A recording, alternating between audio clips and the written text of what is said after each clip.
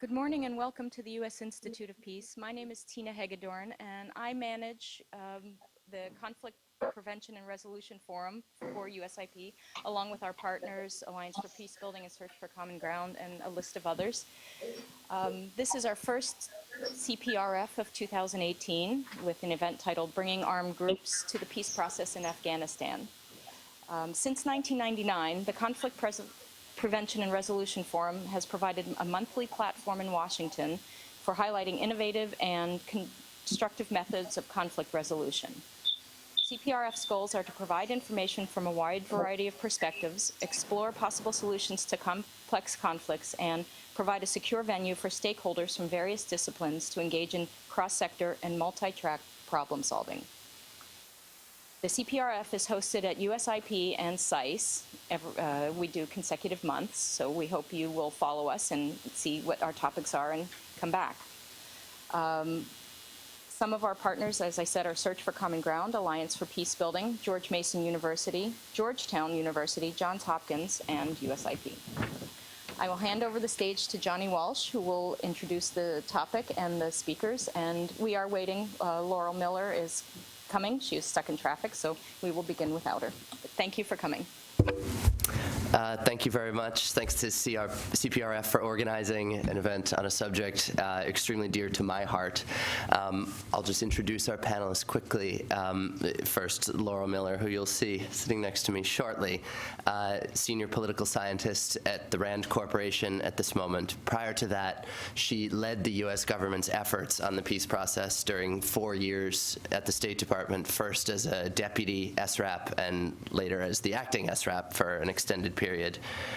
In past lives, she was an adjunct professor at Georgetown, senior advisor to the U.S. Special Envoy for the Balkans, a director at the National Security Council, perhaps most illustriously, a senior expert at USIP, and we'll see her shortly.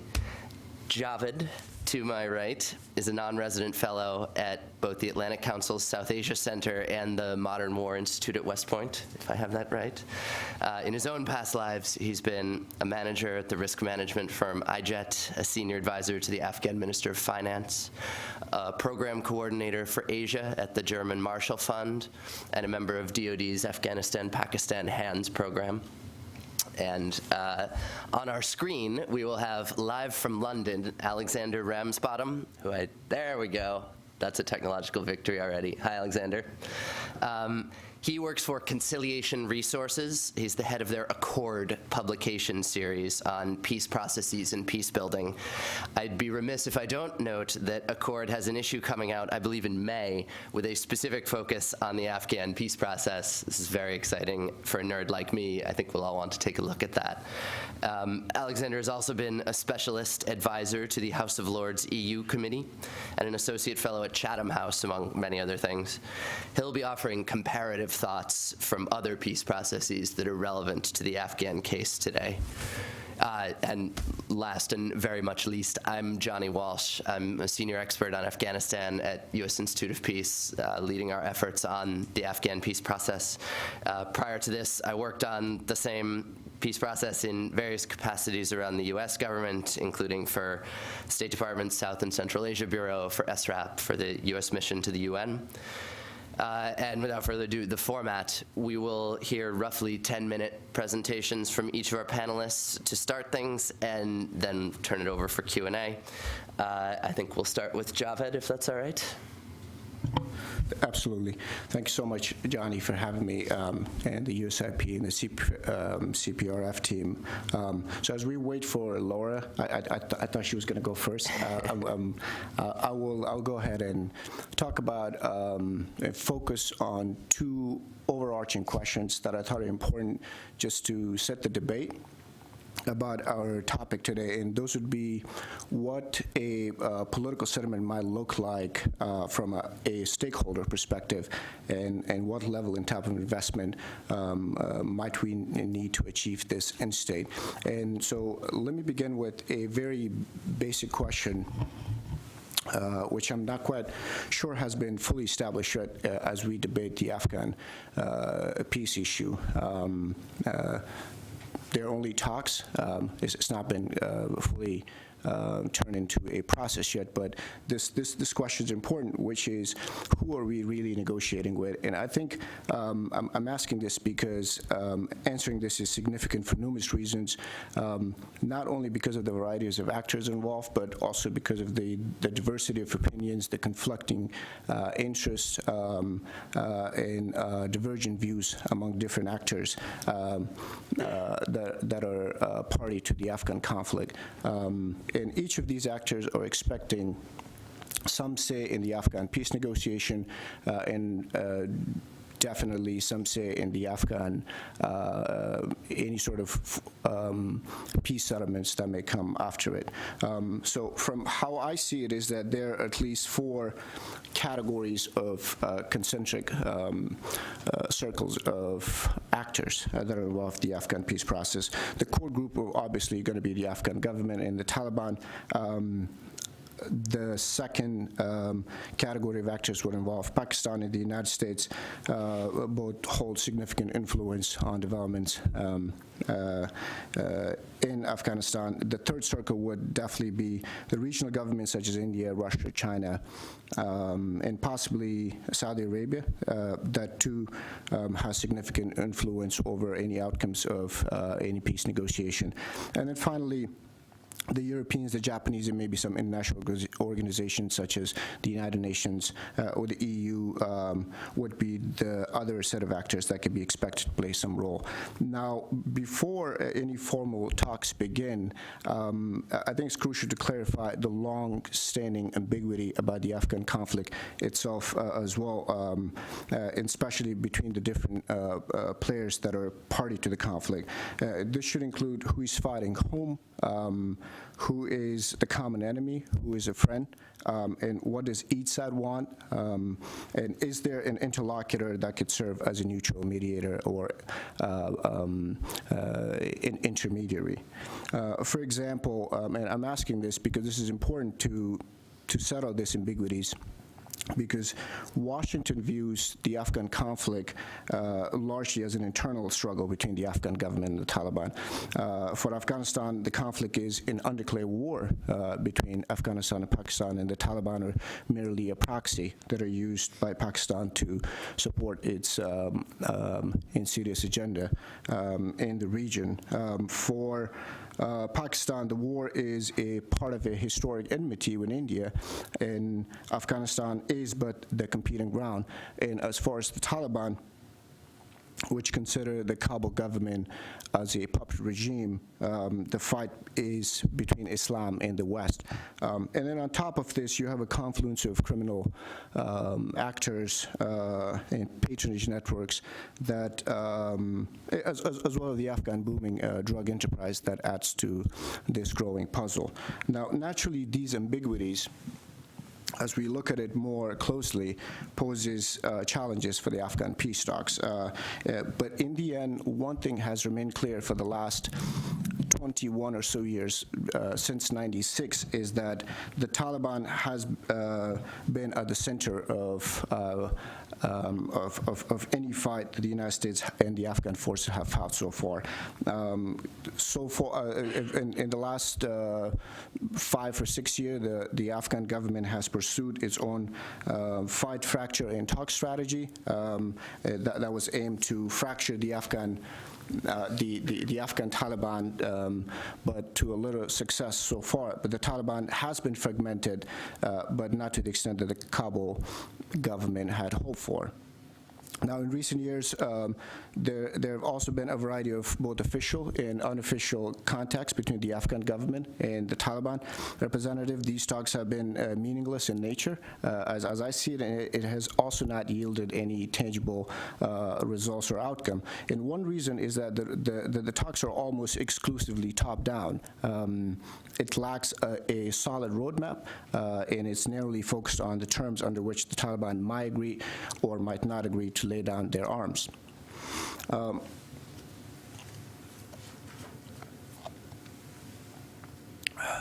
Now, any future peace talks, assuming it starts, should and must begin by considering the views and perspective of all sides. Now, That should include what do each side want and what are their major fears. How is each actor's internal policy decision-making processes structured? Who negotiates? Who agrees to? Who vetoes any peace deal or serious peace talks?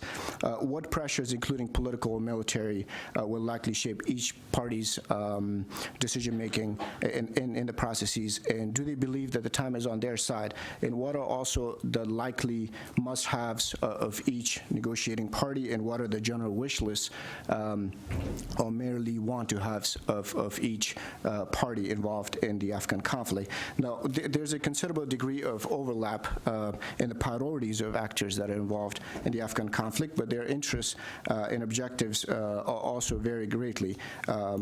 For all parties, especially the Afghan government and the Taliban, the main topic at the core of any future talks are likely to involve a ceasefire, an acceptance of the Taliban as a legitimate political movement, the Taliban renouncing ties with Al-Qaeda and other terrorist platforms, and outfits, the distribution of power, as well as the patronage network, constitutional revision, the role of Islam and the Sharia in the Afghan government, also in the Afghan law, and eventual withdrawal of foreign forces, as well as a release of prisoners on both sides. Further concessions on both sides will also include the removal of Taliban leaders from the United Nations blacklist, providing security and financial arrangements for the Taliban fighters and their leaders, immunity for the Taliban leaders, and possibly some administrative decentralization in the Afghan government. But the challenge here is agreeing on the prioritization of all these issues, on the timing of it, and then sequencing it as well. Now, moving on to the Taliban itself, within the larger movement, there are many groups that have divergent views and interests that are party to the conflict, especially about a political settlement with the Afghan government. Since the death of Mullah Omar, we have seen the Taliban have become increasingly decentralized, both horizontally and vertically. They've also become relatively incoherent. They've also splintered across different factions and groups that are now operating under different flags and different leader. They're also internally divided across ideological and tribal lines. It's also no longer a homogenous group. It started off as a Pashtun movement, largely at the top, but it's as you sort of trickle down more to the fighter level, we've seen more and more Tajiks, Punjabis, Hazaras, Uzbeks, Arabs, Chechens. Even at times Al-Qaeda fighters fighting along their side.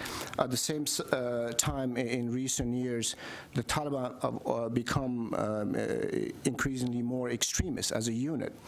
For example, today when a Taliban commander gets killed, he's often replaced by another one, oftentimes from the same family member, who is more extreme, more radical, more cruel, and much more uncompromising. And meanwhile, many of the reconcilable Taliban have and are gradually becoming more and more irreconcilable. But for the last 21 years, since '96, the group's main objectives has not changed, and that is to take over Afghanistan's political system and then fundamentally change it. And one important challenge is that despite frictions today in the Taliban movement within the insurgency, the Taliban have no single peace voice or a messenger that would speak authoritatively for the group to negotiate peace. Neither does the group have a leader who could bring all these different fractured Taliban groups into one deal and then actually deliver on it. Now, as it currently stands, the Taliban are unlikely to sue for peace, nor have they publicly sought a politically negotiated deal. Past peace efforts have also been fruitless, either from bad faith, a miscalculation, or bad timing. Now, reconciliation also does not appear ideal option for many Taliban leaders, because they loathe, not because they loathe accepting the Afghan constitution, but because their fighters will be disarmed. Now, the problem is that the Taliban, as you see it right now, they're increasingly becoming less and less about Islam itself, and then more about Islamabad. Now, this takes me back to my original question, which is, who are we really negotiating with? So if you ask the Afghan government, they believe that there's a need for a two-tier approach to the Afghan peace talks. One, a state-to-state negotiation between Afghanistan and Pakistan, and then a second would be a direct talk between Afghanistan and the Taliban. But in principle, both of these approaches revolve around Islamabad or Pakistan itself. More crucially, there's a multiplicity of views within Pakistan's military on its own Afghan policy. So it would be fundamental to know the views of all the different actors that are involved in Pakistan on its Afghan policy, on what reasonable accommodation they expect in any peace deals, and what they're willing to trade for it. That's important because no Taliban leader would freely engage with the Afghan government or with the United States in any peace negotiation without Pakistan consent, largely because of the fear of reprisal. Now, a cursory look into past instances of these peace talks would show that when Taliban have freely engaged with the Afghan government or the United States, they've been marginalized, detained, killed, or isolated by Pakistan or elements within the Pakistani military establishment, unless they sought their blessing. At times, Pakistan have also torpedoed entire peace efforts when their needs were unmet. In the latest report about Taliban's 5-member team visiting Islamabad from their Qatar office just so they could seek Pakistan's consent about talks is another example of why the Taliban as a group, as a unit, is not a free, independent movement to negotiate on the group's behalf. Now, add to this puzzle are the recent unhelpful machinations by Russia and Iran, Iranians who are reportedly providing material support to the Taliban to counter this whole perceived so-called the Islamic State threat in Afghanistan. Now, as long as weapons from Iran, especially Russia, flows into the Taliban fighters, Taliban hardliners, or going to gain and they are likely to become even bigger, they gain bigger advantage on the battlefield. Now, and those gains could easily be translated into the negotiating table and potentially affecting the outcome of any power sharing arrangement with Kabul. Now, in the bigger picture, it could also further shift the balance of power away from the United States to Russia.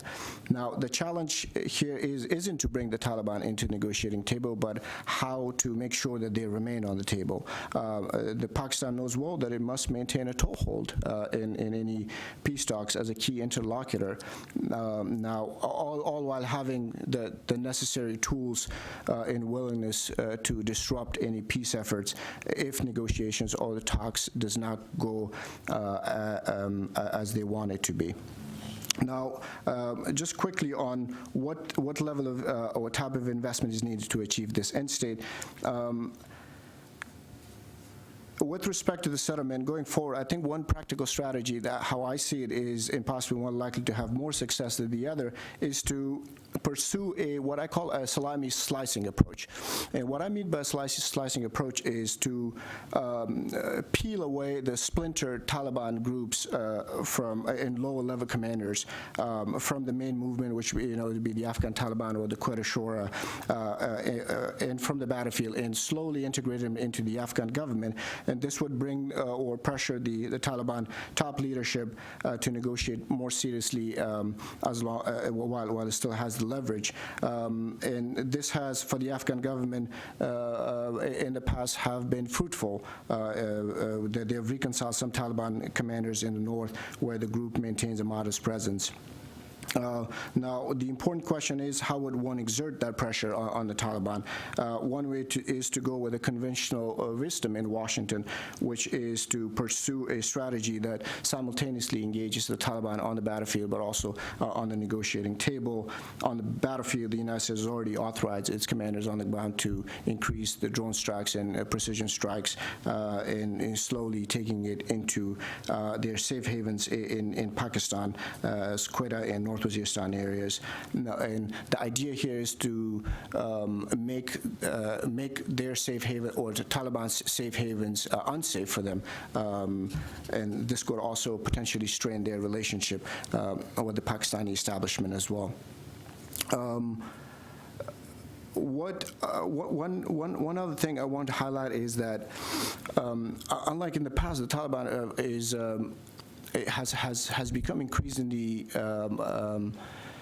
a potent group. Today they leverage, for example, a variety of mobile special forces units, the Red Unit, as we've heard recently, and they have access to and they use a variety of sophisticated equipment, sometimes even better than the Afghan forces have. This includes headgears, sniper weapons, drones, night vision goggles, laser-guided M4 rifles. They have bulky telescopic sights that are made in Iran or Pakistan. They have Humvees that they use. Some acquired, some provided by the Iranians and the Russians. Now, the only thing that they don't have at this point is the air power. But imagine if they also get their hands on anti-aircraft missiles that are probably potentially supplied in the future by Iran or Russia. What might that mean for U.S. Afghanistan mission, and what might it portend for the survivability of the Afghan government itself?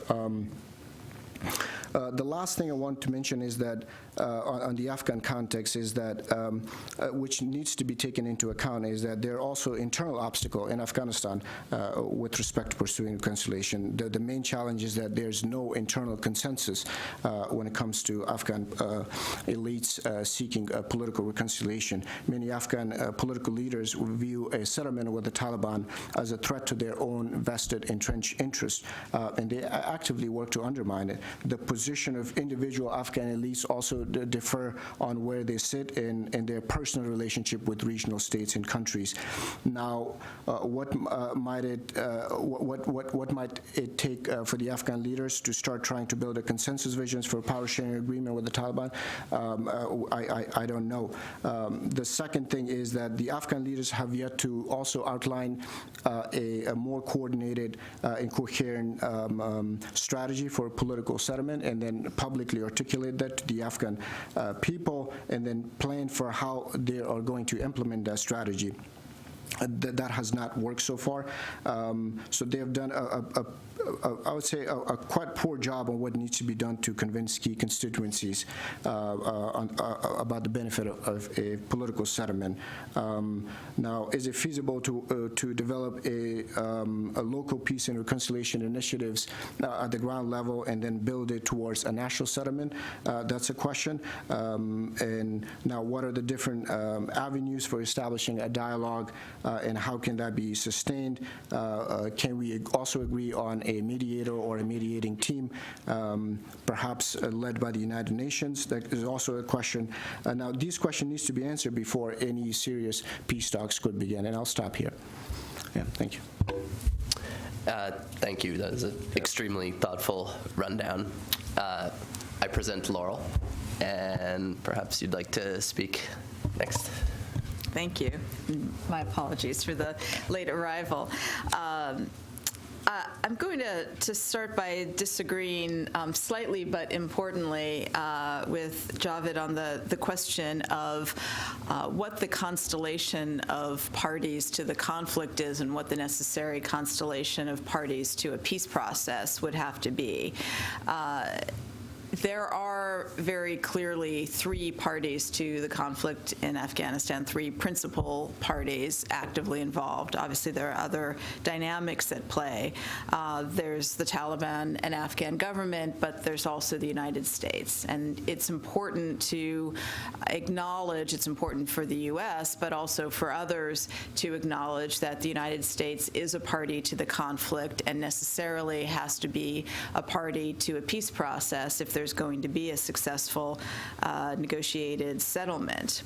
Now, all three of these parties in various ways have said that they want a peaceful settlement to the conflict in Afghanistan. The United States and all of the countries of the region, as well as all of the principal international stakeholders in Afghanistan, have said repeatedly that only a negotiated political settlement can end the conflict in Afghanistan and bring some hope of durable stability in the country.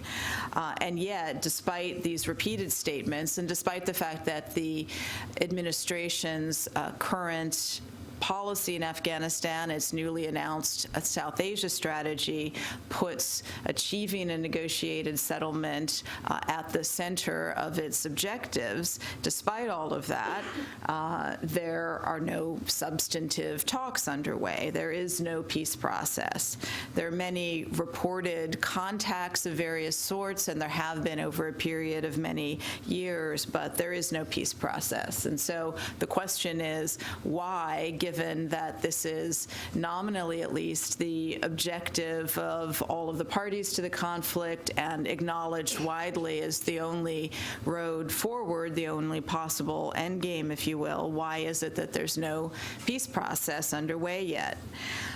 Looking at this from the perspective of the three parties to the conflict, I would say, first of all, from the Taliban's perspective, the conflict is all about the United States. It's a conflict between the Taliban and the United States, and therefore the focus must be on what the United States will bring to the table and what it will, what the Taliban can negotiate with the United States. The Taliban is focusing on a process, a format for a process that fits their theory of the case. Their theory being that the United States illegitimately overthrew their legitimate government, and therefore they want a format for the process that reinforces their position as to what the nature of the conflict was, the legitimacy of their position, and the illegitimacy of the Afghan government.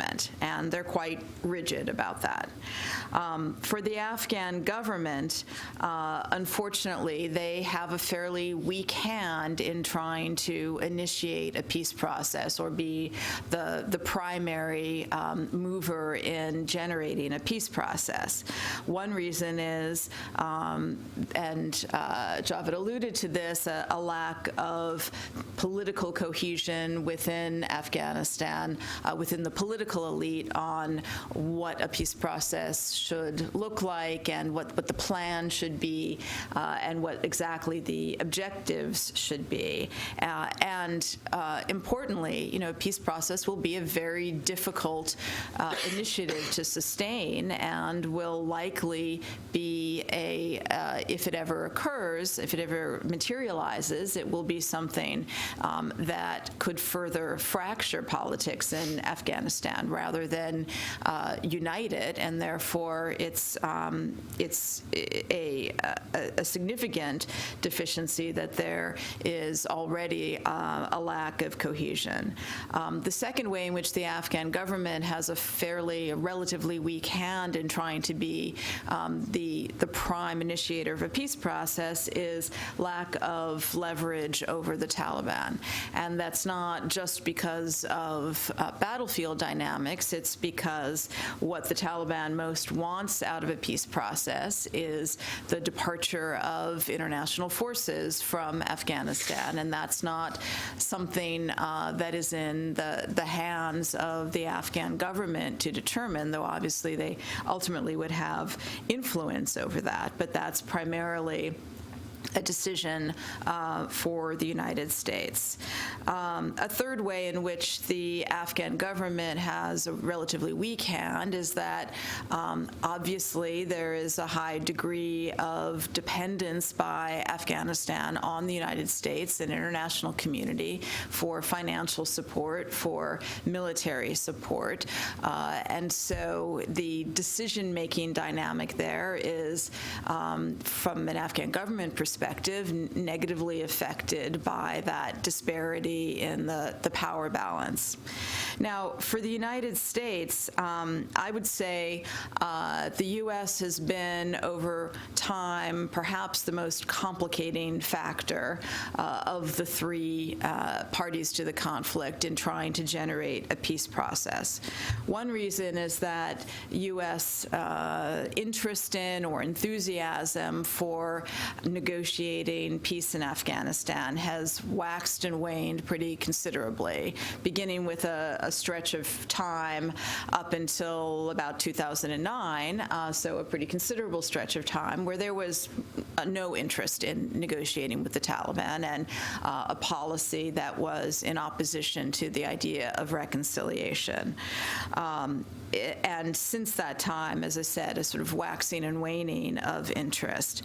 I think it's also problematic in terms of the U.S. perspective and ability to push forward with a peace process, that the U.S. has lacked a fully coherent view of what the Taliban is. Is it an insurgent group? Is it a terrorist group?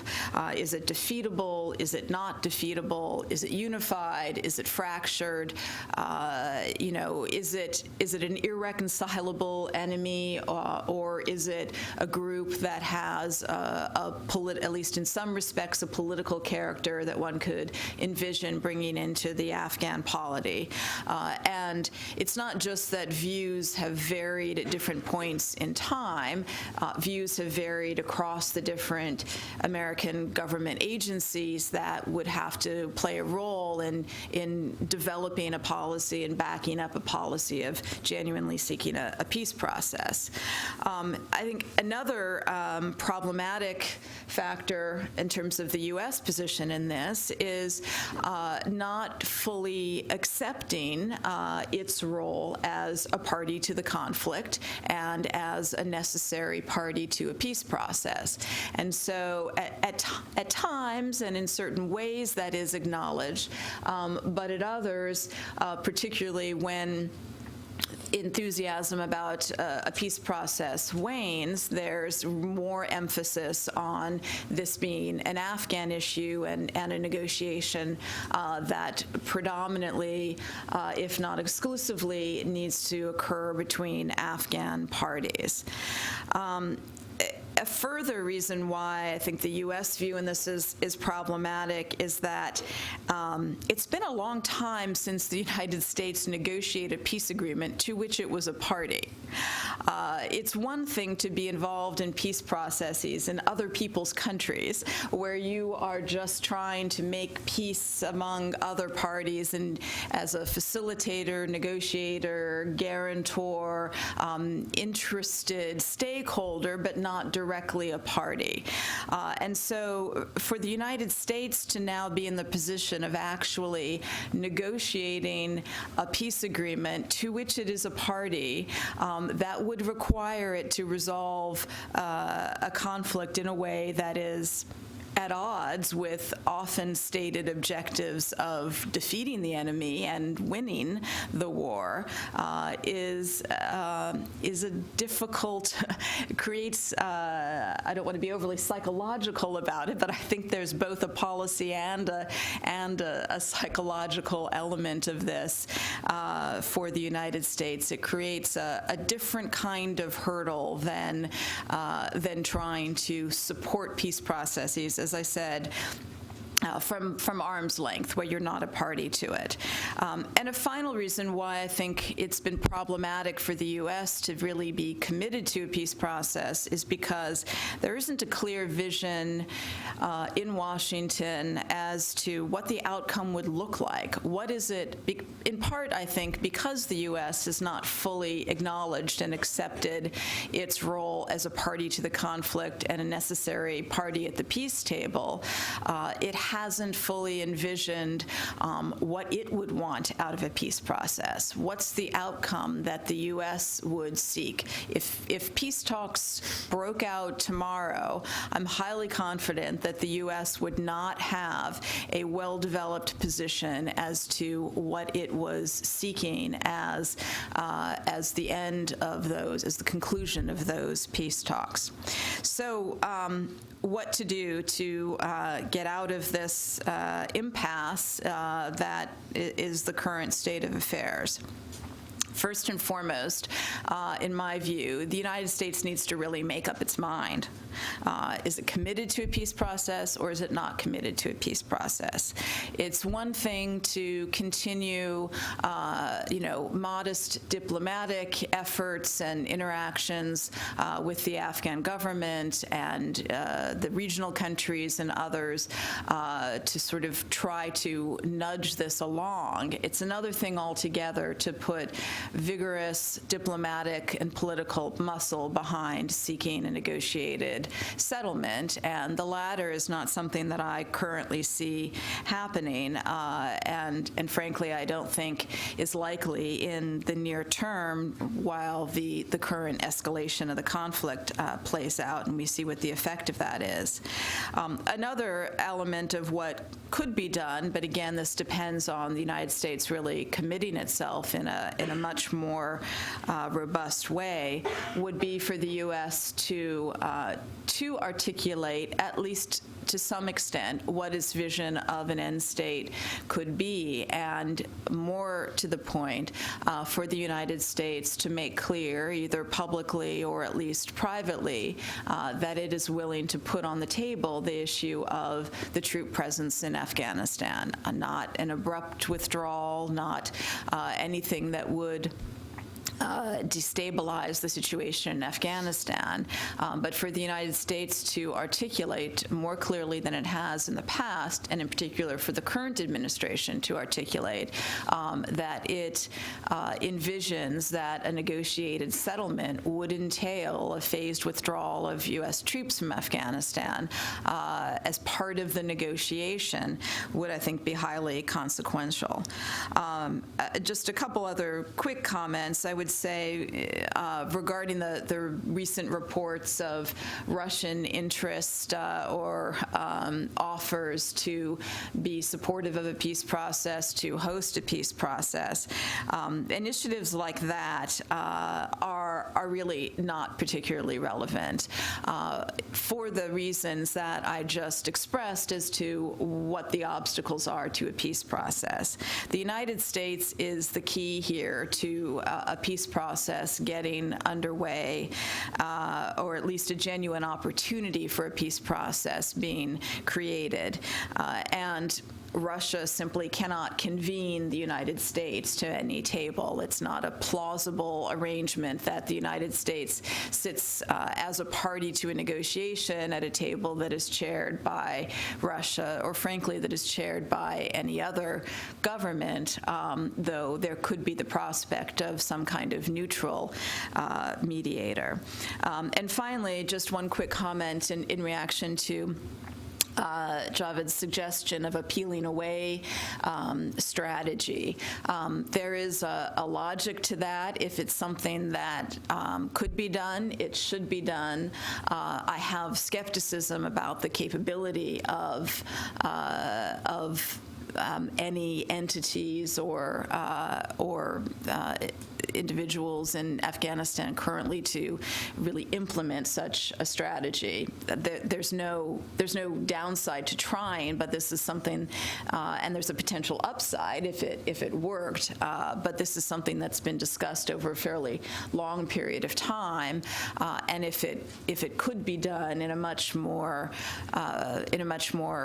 systematic and comprehensive way than it's been done in the bits and pieces so far, I think it would have been done. But I don't see any evidence of a real capability to effectuate that kind of strategy, unfortunately. And I'll leave it there. Thank you very much, Laurel. Assuming we are still properly connected to London, perhaps we could go out to Alexander. There we are. Hi, yeah, can you hear me okay? Absolutely. Great. Thanks, and thanks for those two really fascinating presentations. As was introduced earlier on, I'll bring in some broader perspectives on the peace process, including reflecting on comparatively from other contexts, particularly some thoughts from the process in Nepal and the Maoists' engagement in a peace process there. And yeah, to pick up on a couple of points that have been raised already. First, the point that there is lots of talk and speculation about how, in the sort of conflict resolution terminology, how right the situation is in Afghanistan for a political process. Is there a mutually hurting stalemate, as people talk about? Laurel was referring, I think, to that there's a growing consensus that there is no military solution to the problem in Afghanistan. So a political process is the only game in town. So there does seem to be consensus that that's the direction of travel for it, at least amongst the international community. But equally, as Javid, I think, was pointing out very persuasively, a lot of pessimism that the conditions aren't really there for any progress in that direction in the near future. And lots of challenges to getting a peace process off the ground that have been discussed at quite length already. Proliferation of armed actors, internal coherence of the insurgency, but also of the Afghan state, and the willingness, capacity of leaderships of various parties to bring their constituencies with them into a political process. What are the capacity to do that? One significant material blockage to progress, and that's something that we've been thinking a bit about here at Conciliation Resources, and we'll be presenting some thoughts about in the Accord publication that Johnny mentioned will be out later this year, is to think about really, well, what does the mechanics of a peace process look like? Is there any detail about how how it might unfold and what the various sort of components of it are? And can that help us to identify some appropriate models or entry points for talks and peace initiatives, and try and anticipate some of the demands, risks, and compromises that are involved? And I think, as I'll explain a little bit, having a clearer idea of direction of travel for a peace process, but also how it might unfold, can, I think, help, and has in other situations helped to build and also sustain momentum for a peace process in Afghanistan. And one challenge that is related to this, I think, is the tendency to forget about the process part of the peace process, and that it does evolve over time. It has components and stages to it, and fundamentally it involves change, and often incremental change that happens over time. And parties, armed groups, but also state parties need to compromise, but also adapt as they go through it. And the tendency to compress the process and forget about the process part, I think, at times accentuates blockages. First off, relating to before talks start, so lots of red lines are set up before you'll even get into talks. For example, related to the removal of foreign troops, or whether the Taliban will endorse the current constitution. and so tends to think, well, are those things that we have to agree upon before we get into talks, or are those the things that can be negotiated in the talks? And that's one sort of blockage that can come from concertinaing the peace process, at least conceptually. But also, I think there's a tend to look towards the end of at least the negotiation process as well, and to look at the outcome of the peace process and tend to project the political discourse of the discord of the battlefield onto the eventual settlement, and missing out the bargaining between the different parties in between.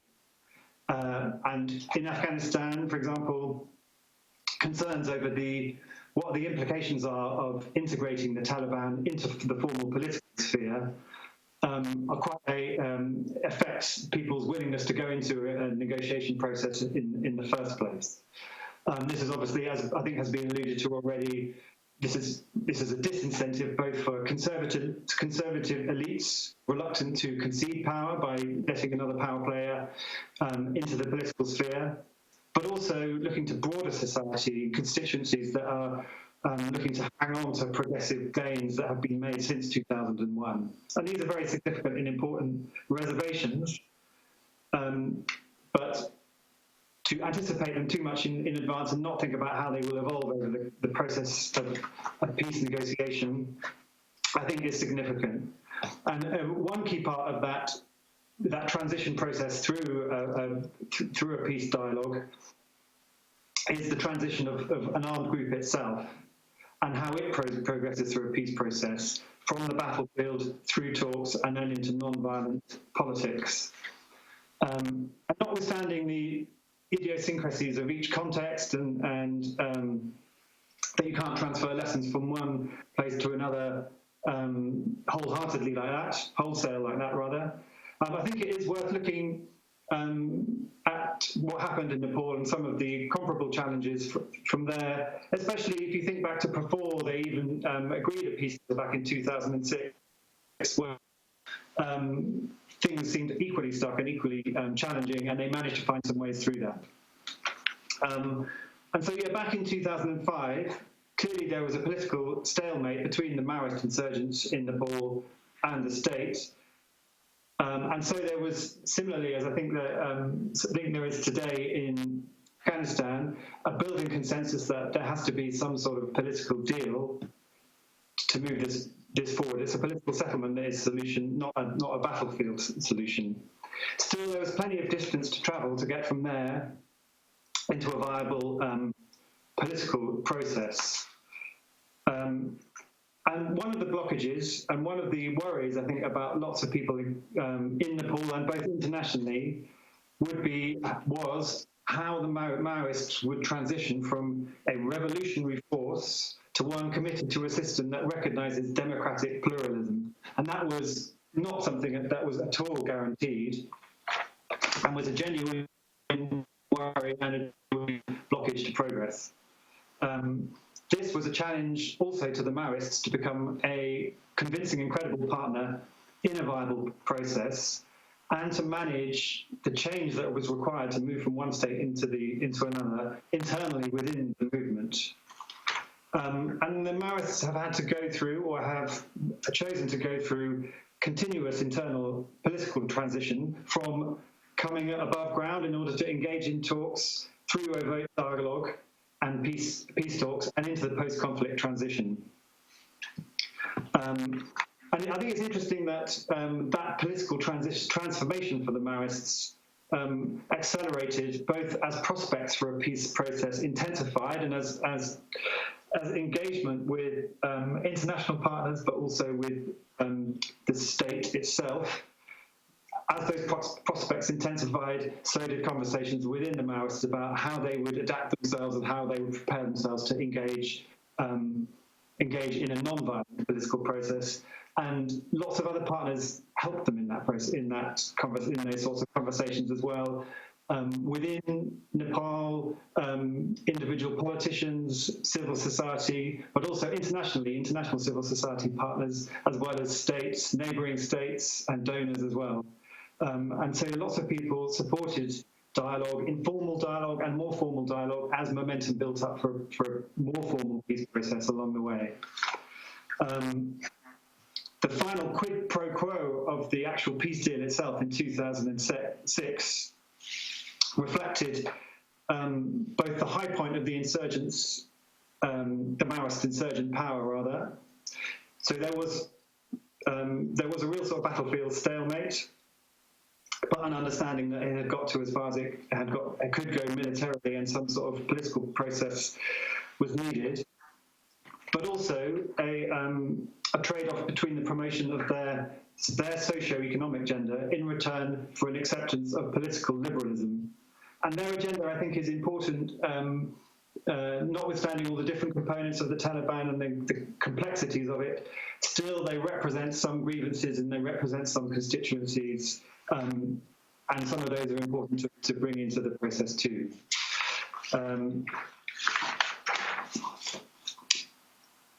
Since the 2006 deal, the transition itself has been a real balancing act for the Maoists to assimilate into Nepal's political mainstream at the same time as defending their revolutionary principles to some of their core constituency, who obviously many of whom had fought for them and lost lives and loved ones over the 10-year period, but also their ideology that had been a main driving force of their whole campaign.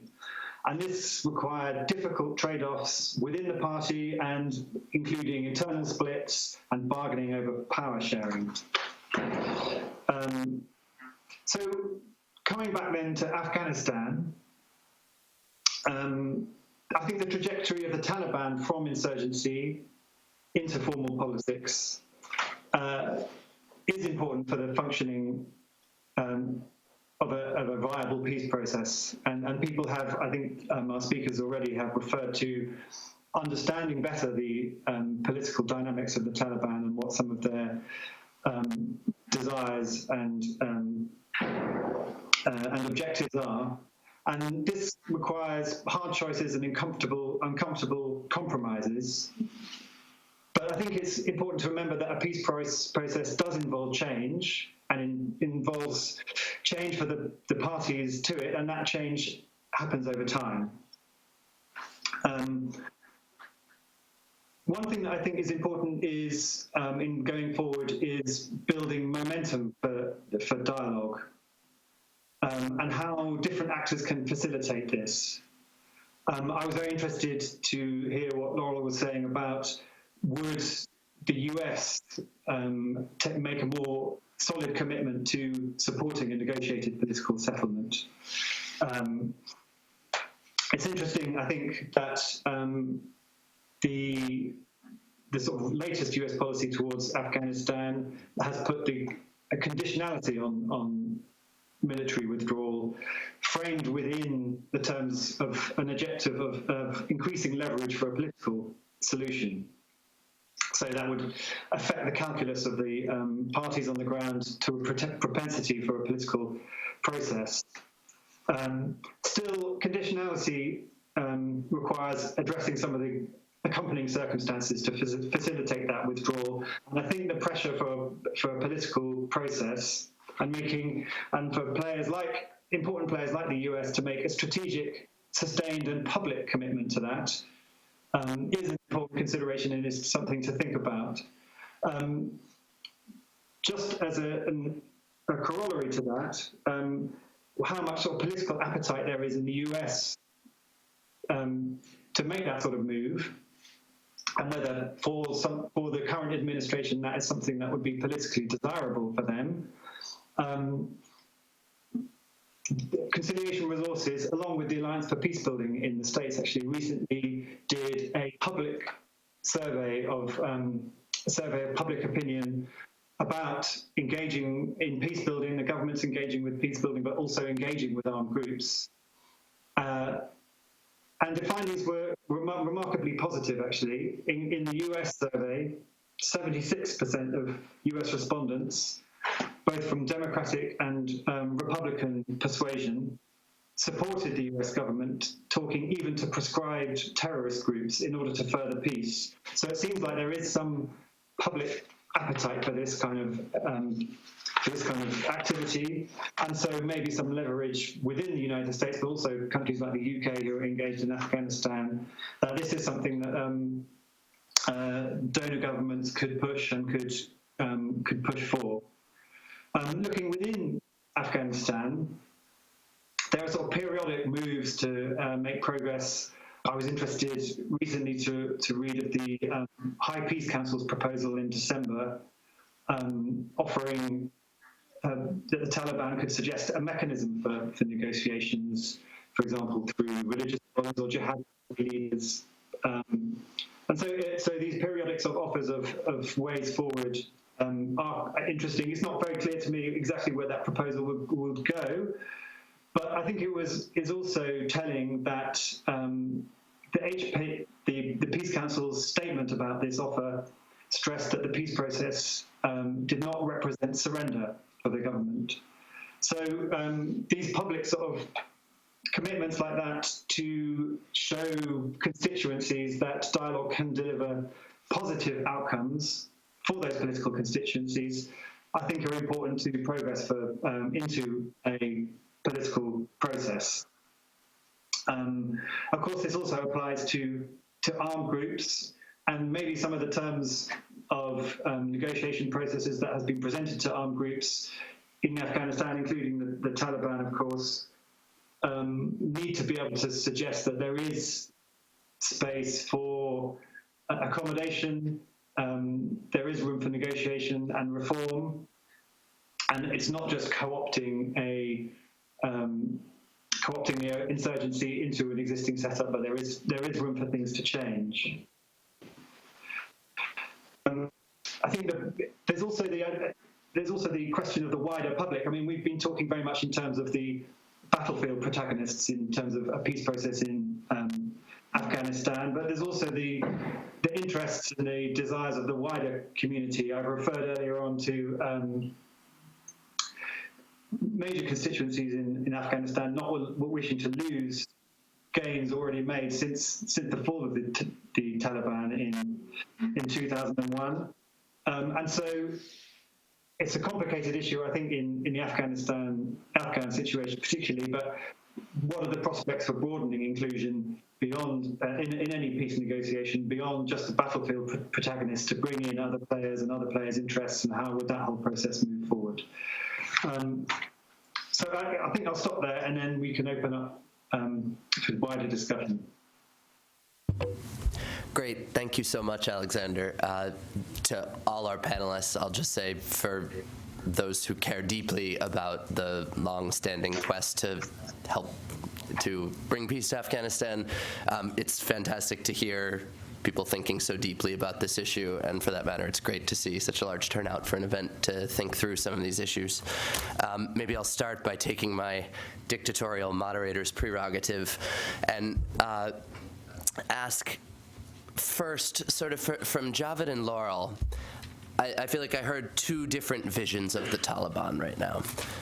From Javed, you pointed out this is a group that has become more decentralized, less cohesive since the death of Mullah Omar, or at least since the revelation of the death of Mullah Omar, to where there are different grievances in different places, there are different things motivating factions of the group to fight, and that leads to what you called the salami slicing prescription, where the crux of a peace strategy is to peel off fighters, units, factions within the group, and over time create peace that way.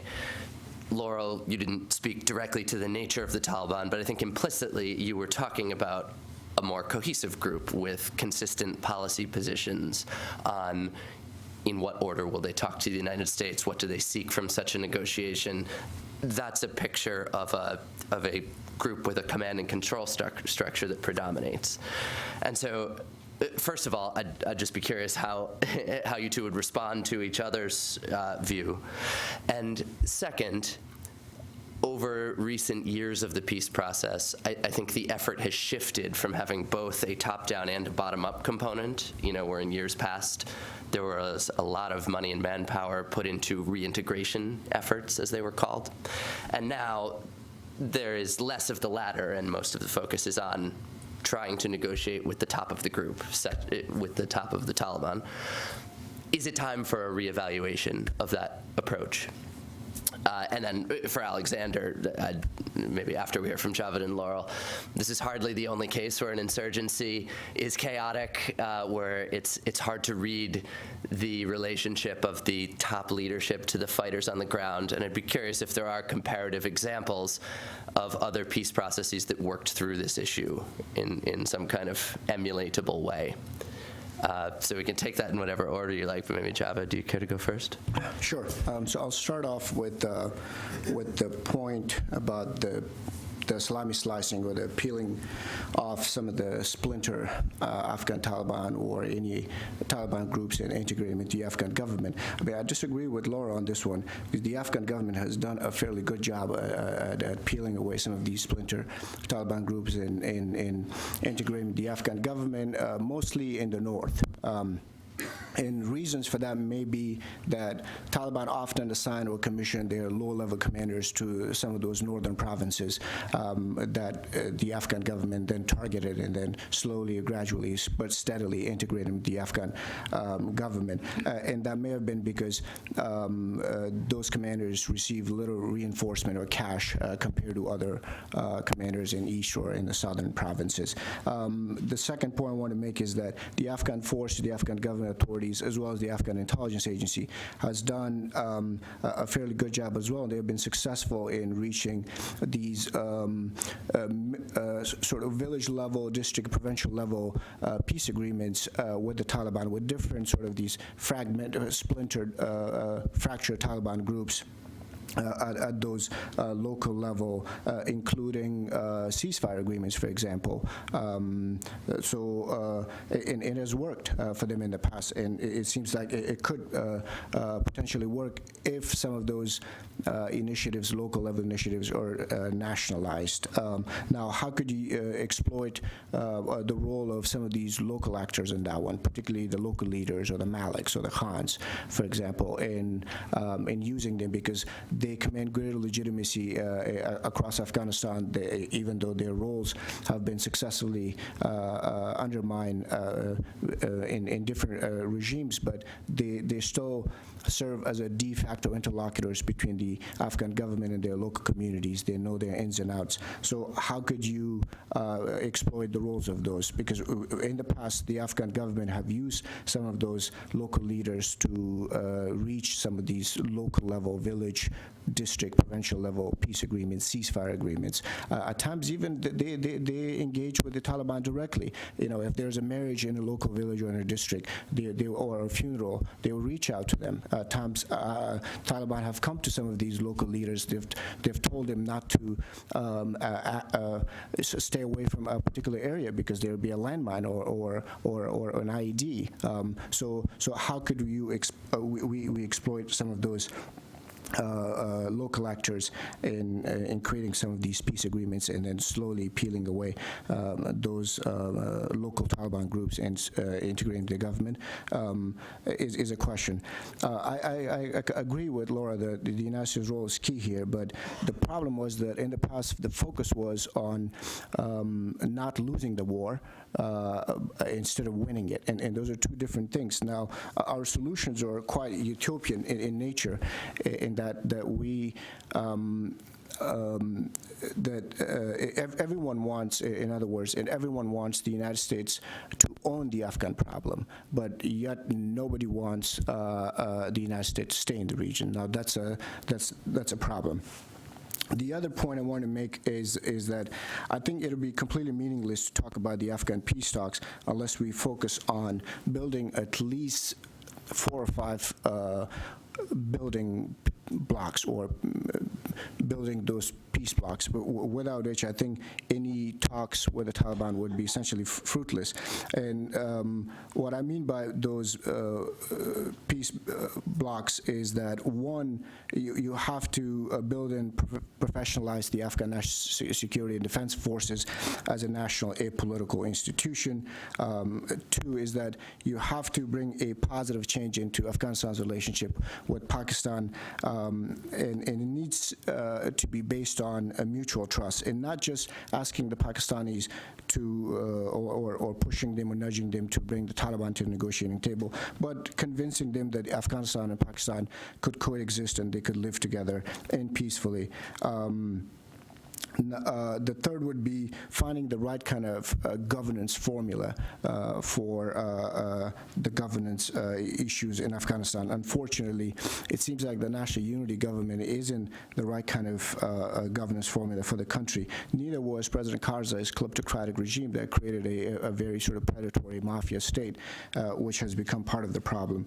And then the fourth one, it would be focusing on the current national unity government's anti-corruption, anti-predation reforms, which has yielded important results with national unity government going after and prosecuting senior level Afghan government security civilian officials who engage in collusive practices. And this has reinstated a sense of optimism among Afghan people in the Afghan state, but it's still insufficient, so a lot more needs to be done. And then finally, it's the talks with the Taliban.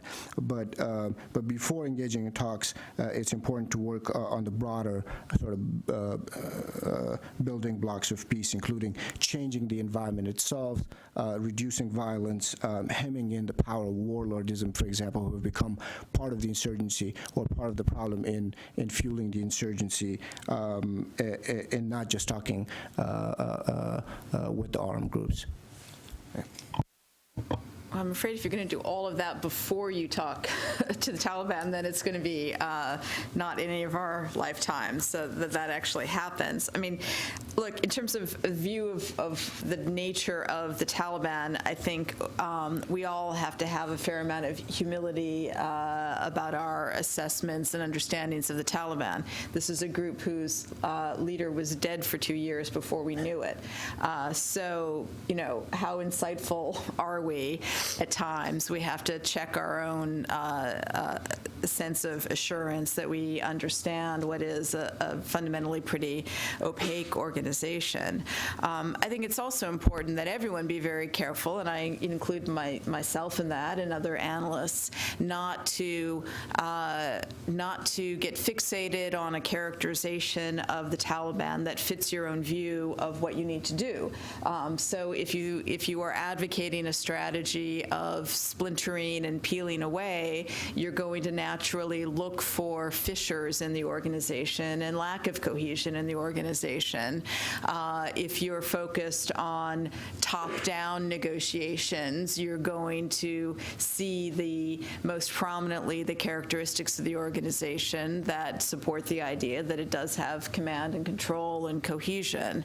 I think it's probably the case that there are a variety of different characteristics along both dimensions, and it depends on whether you're looking where you're looking geographically, whether you're looking at the leadership, whether you're looking at the rank and file, at what exactly point in time.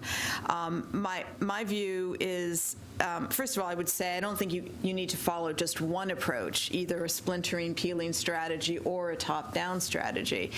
There's no reason why multiple different approaches can't be pursued simultaneously, so long as you have the capability and they're not inconsistent. And as I said, I think it's a worthy effort to try the peeling away, and certainly some of what Javed described has most certainly occurred at local levels and is something that could be built on.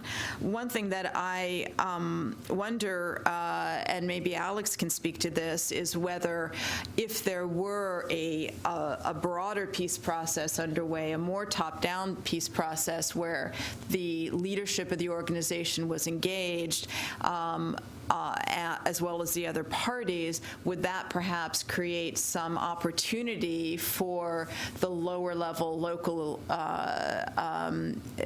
deal making and accommodations because you've changed the environment in a way that might make that seem more feasible and more acceptable to the rank and file.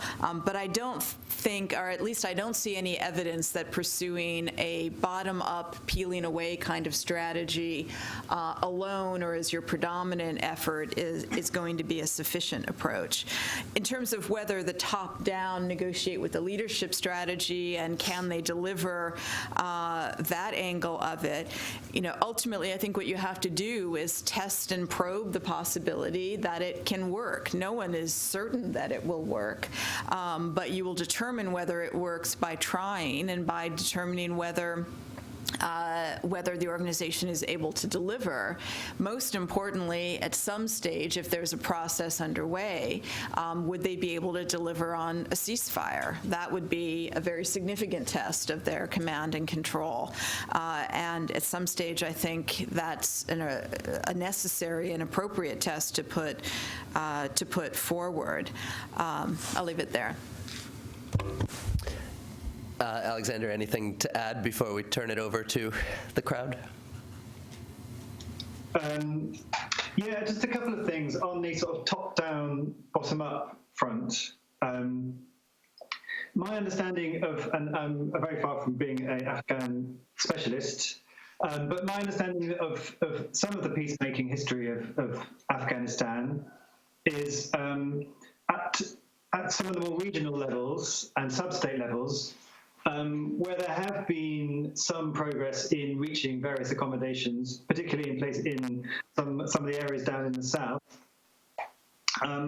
those have remained very vulnerable to lack of progress at the top level and resistance from the top level, both from the state side but also from the Taliban leadership side, and vice versa too, with you're trying to do national level in a very as was described with the Taliban, that has some centralized structure, but is also very fractured as well. And if you're trying to do just top-level stuff without dealing with some of the idiosyncrasies in some of the regions, it remains vulnerable in the other direction as well. So certainly in Afghanistan, as has happened in other places, I think that a top-down and bottom-up at the same time seems to be essential in a sort of multi-track approach. Seems to be something that would be an important way to take that forward. The ceasefire question is interesting about where that comes in the process. Of course, it was rather different, I think, in Colombia, but the ceasefire was deliberately left out of the equation, knowing that the vulnerabilities of a break in the ceasefire can make to the more political track. I suspect it's a bit different in Afghanistan, but it's important to think about the timing of that. And then more broadly on the sort of splintering of armed groups and how to deal with that kind of thing. I do think it's important, and there are possibilities and options of some intra-group dialogue and how those sorts of things happen. Certainly in Northern Ireland, that was a big part of the process of the IRA getting to the table, was how they managed the inter-process. I think it took some leadership from within the armed group to make that happen, but certainly lots of different actors facilitated that process, and there were conversations with people from the IRA and in different areas in order to bring some cohesion and bring some momentum to the process. I think it was kind of different in Nepal because there were splits within the party, but they had instilled a very strong sense of leadership, including at various points in a particular leader. Nevertheless, it was the possibilities of a peace process and the possibilities of a peace process that would respond to some of the grievances that they had been fighting for a long time, and that they knew they had some traction in quite big constituencies in the population. It was the progress towards some sort of political outcome helped them to maintain some sort of cohesion as well. So I think what the prospects for their political future is like is helpful to that process too. Great, thank you. I welcome questions here. We will pass a microphone so that Alexander can hear us, and perhaps anyone speaking could just briefly introduce themselves. Could we start here and then go to Scott? Marvin Weinbaum, the Middle East Institute. Couldn't help notice the fact that Javed put Pakistan at the center of things. And Laurel, if I'm not wrong, you never even mentioned Pakistan. Another observation was well, let me go on to just the questions. Javed, you've made a good case for how Pakistan can be a spoiler. Is there an equally good case, or any case at all at this point, to be made on how they can dictate to the Taliban? That is, what influence they have with the Taliban. The other, and for Laurel, well, for both, really, where was Islamic State in all this? You could make the case that any movement toward negotiations could very well strengthen Islamic State, which is, we all agree, made up of groups that largely have turned their back on a peace process. I could talk about Pakistan at great length, too. I just didn't. I think what I would say is, in my view, it is backward to suggest that you get peace with the Taliban through peace with Pakistan. I think you get peace with Pakistan through peace with the Taliban. And that doesn't mean that Pakistan doesn't have influence on whether you can achieve, you being Afghanistan and the United States, can achieve a negotiated settlement with Taliban. I do think that they have influence to exert. I do think that they certainly can exert negative influence if they don't see a negotiated solution going in a direction that satisfies their interests.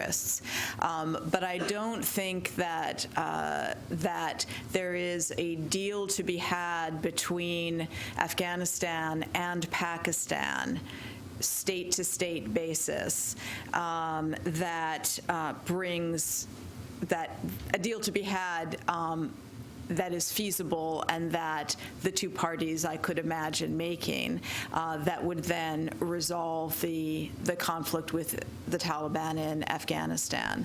I think if a route towards a peace process can be found and it proceeds towards a negotiated solution, that will remove many of the, though certainly not all of the, but it will remove many of the obstacles that are in the way of an improved Afghanistan-Pakistan relationship, and indeed an improved U.S.-Pakistan relationship. It is, and certainly I would agree, it is a necessity that there be an improved relationship between Afghanistan and Pakistan if there's ever going to be some kind of durable stability in the region, and durable stability for Afghanistan in particular. But I don't think that's something that is going to be negotiated in the abstract. On Islamic State, I don't see any prospect of any kind of negotiation with Islamic State. There's no indication that that would be feasible. I do think that that factor is one that gives me reason to think that there actually could, at the end of a negotiating process, be a prospect of the Taliban being willing to accept a continued security relationship with the United States. Now, that's not to say that the U.S. should go into a negotiation assuming it will get that as an outcome, but it is plausible to me that that could be an outcome of a negotiating process, because Islamic State is a threat to the Taliban as well, and the U.S. obviously obviously could bring a lot to the table in terms of being a security provider in Afghanistan over a longer period of time in a counterterrorism posture different than what it is doing today. Thank you. I would argue that we still don't know which group Pakistan really, or which Taliban group Pakistan really has influence over, in which it doesn't. But I would assume that the Pakistanis still have influence over the Taliban's leadership. But that influence then fades away as we go down more to the tactical and the commander's level across Afghanistan. But as the group itself, the Taliban as a group, as a one unit, has been fractured, it's still, we still don't know which group Pakistan carries that kind of influence over to bring them into the negotiating table, and which it doesn't. But I would argue that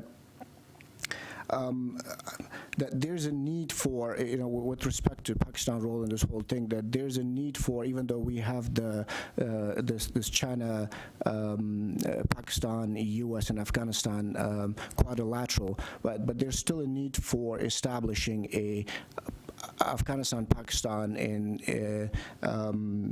U.S. trilateral with a focus on the Afghan peace talks, but with one important caveat, and that would be enlisting the United Nations as a third-party mediator or as a third-party interlocutor.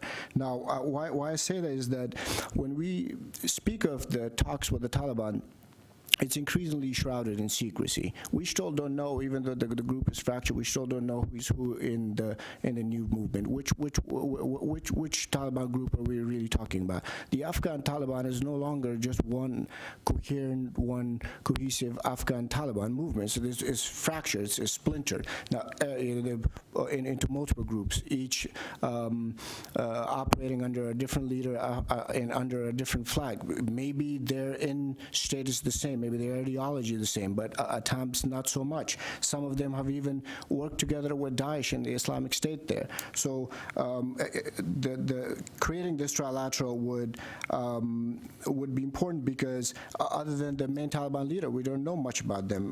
Now, who are the other Taliban leaders?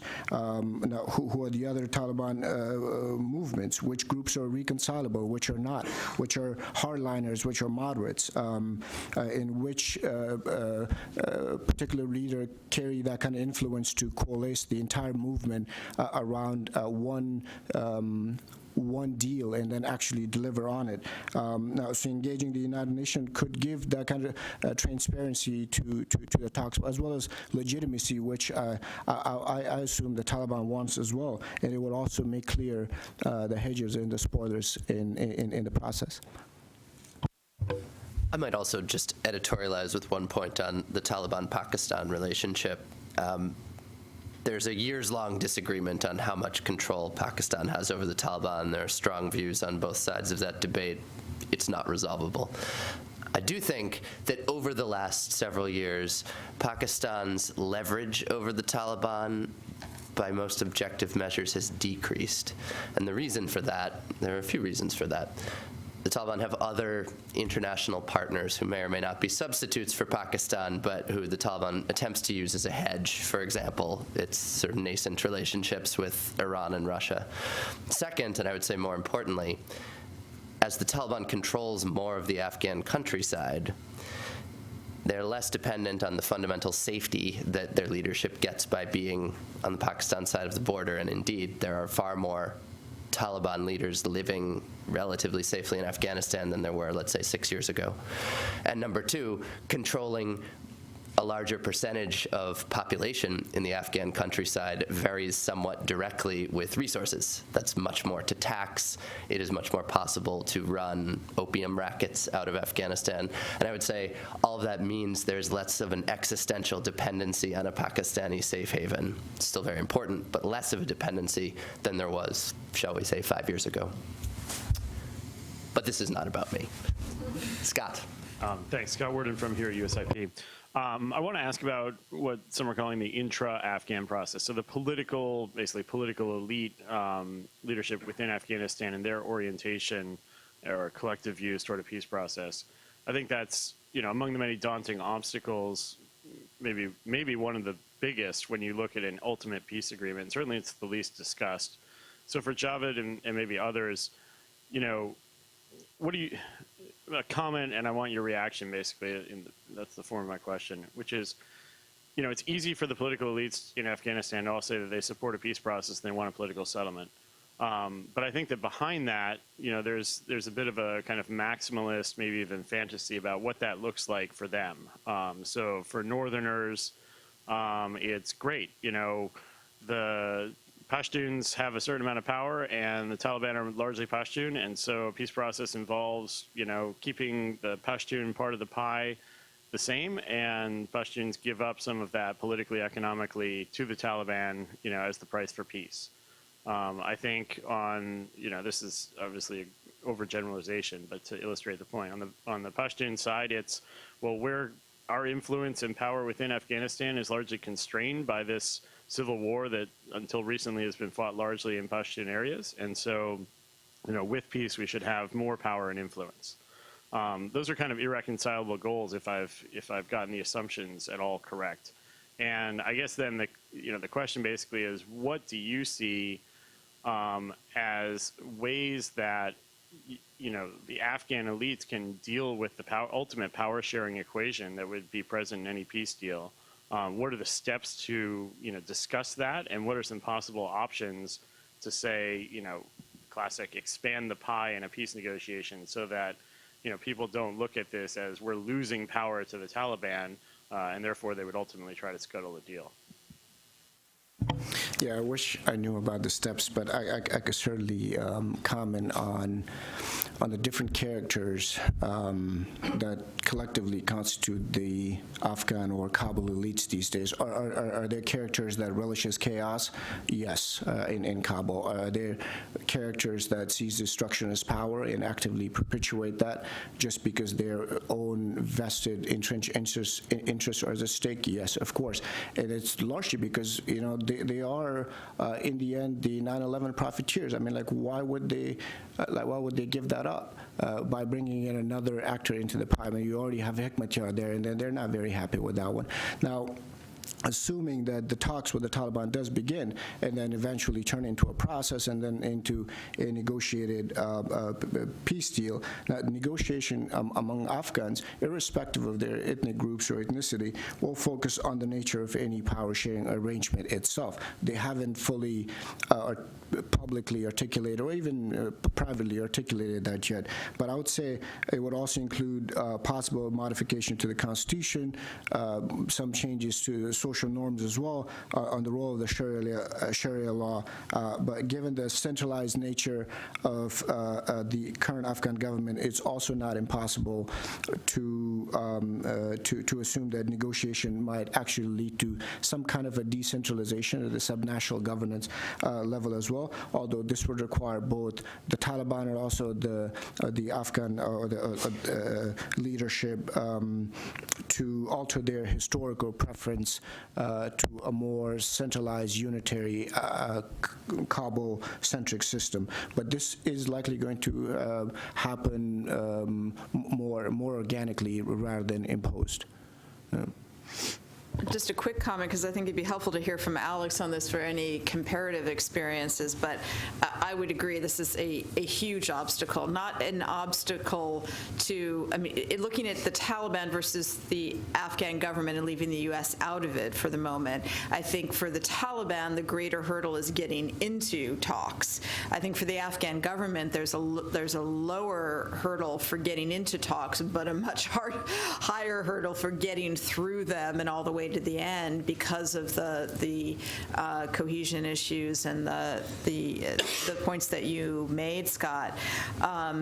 I would be interested to hear from Alex whether there are any lessons to be learned from other cases as to how to go about managing those disparate views on one side of the equation.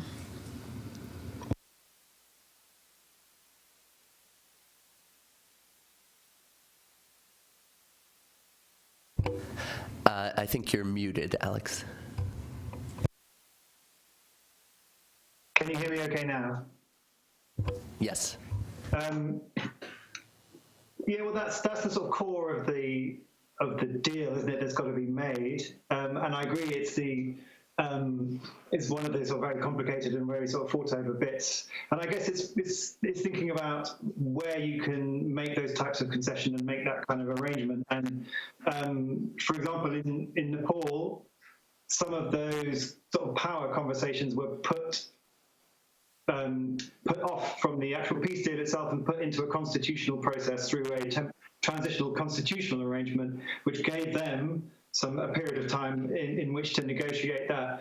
Not to say that those constitutional negotiations weren't very complicated and took a lot of time and are still being debated, but the whole idea of how the power was shared and how it was divided in a federal structure and in other kinds of ways, they gave themselves a bit of leeway to separate out a little bit the deal to sort of end the violence, and then the longer conversation about, okay, well, how does the pie get then divided up?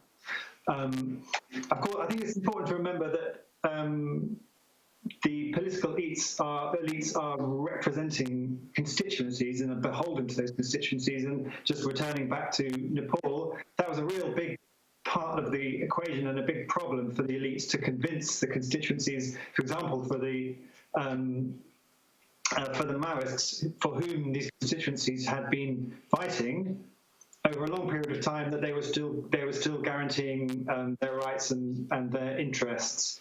And a lot of people who felt or had looked to the Maoists to be representing those actually felt quite left out of the peace process once it moved, and the constitutional process and the federal conversation once it moved beyond the peace deal. Still, the peace held, and the constitutional process was a vehicle in order to take that power-sharing conversation forward. I'm not sure that's exactly the same, of course, for Afghanistan. But some ways to land the initial deal and find a way to take that power conversation forward in a different kind of process might be something to be considered. Great, thank you. So we have hit our 11 o'clock stop time. It's certainly all right if anyone needs to excuse themselves. I'm inclined to take another question or two if our panelists are amenable. Maybe we could go to Asim down front.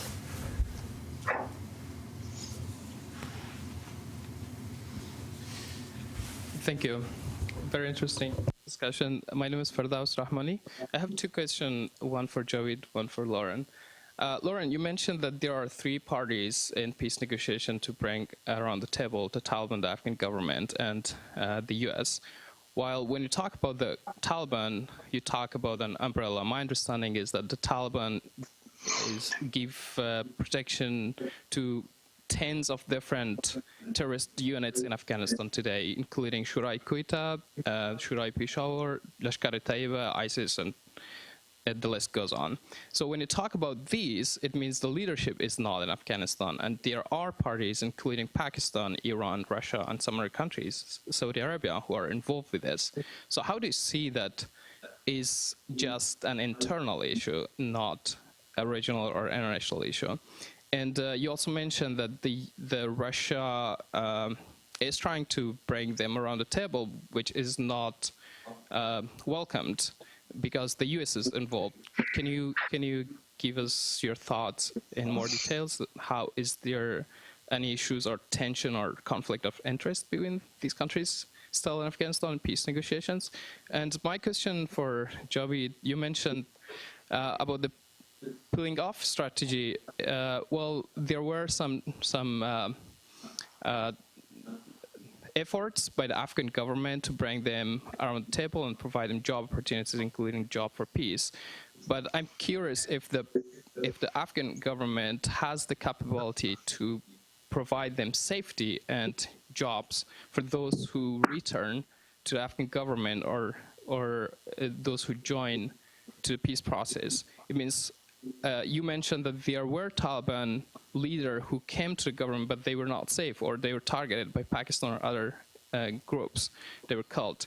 So how do you see this can be successful and sustainable? Thank you. Those are all good questions.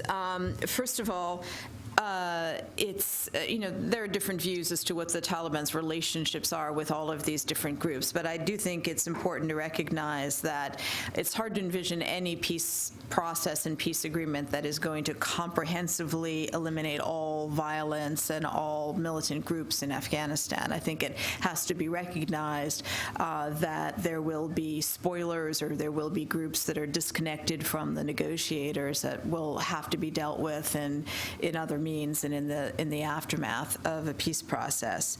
On the issue of the other governments and entities that may have a role in the peace process, I would say, there's a distinction to be drawn between who are the actual parties to the core substance of the negotiations, and what are governments and entities that will need to be brought along as either actively supporting or at least acquiescing in whatever solution is ultimately arrived at. And some of the governments that you mentioned are important factors in this regard. In order to truly have a stable and durable outcome, you would want to attract the support of governments like Russia and Iran and obviously Pakistan, but others in the region, as well as a broader set of international supporters. And so there would have to be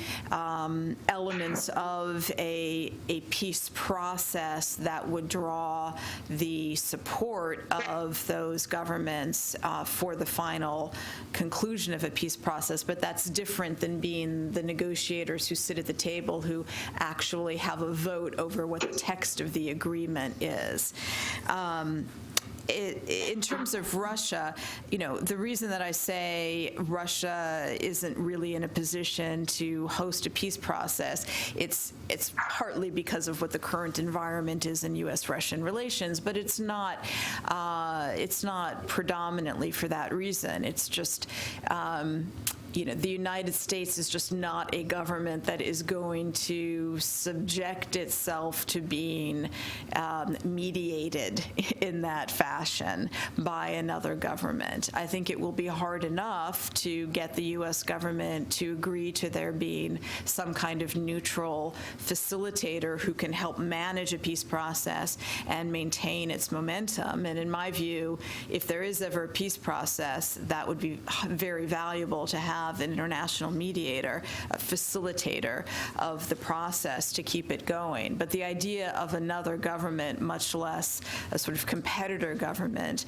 being the host of a peace process at which the U.S. sits at the table, it's too far outside the realm of what the U.S. system and politics would tolerate. Yeah, no, I completely agree on that one.